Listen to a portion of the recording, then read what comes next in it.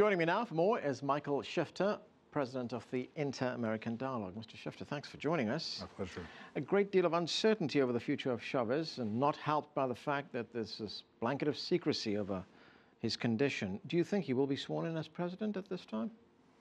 I think the other option is that he comes back as president, acting president. I think he'll be sworn in as president, but I don't think that he's going to be able to carry out his functions and exercise his responsibilities. I think he'll be sworn in, and then he'll resign, and probably there'll be an election. So that's the way things will unfold. There'd be an election. His handpicked successor is Nicolas Maduro, as we've been hearing in the report there. At this stage, it looks like Maduro will be elected if there is an election. Yes, he has the edge. The opposition is not in a very good way. There's enormous sympathy and compassion for Chavez. He's certainly still alive. He seems to be very ill, but he's still alive, and he has his followers are extremely supportive, and so Maduro would clearly be the favorite in any election.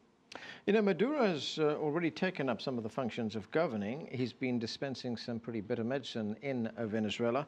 He's devalued the currency, for one. How are Venezuelans responding to him? Well, nobody has Chavez's charisma, and so Maduro's going to have a tough time. He can't replace Chavez. Nobody can generate that kind of loyalty and allegiance that Chavez does. But he is designated by Chavez, and that counts for a lot in Venezuela.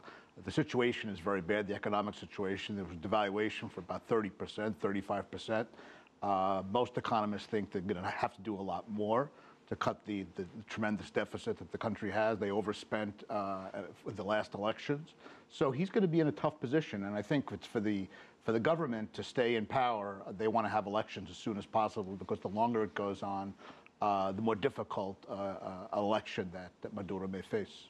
Now, the other thing that Chavez did before he returned to Caracas was that he asked his diplomats, his ambassador designate to the United States, to try and restore relations. He wants better relations with the United States. What is behind that?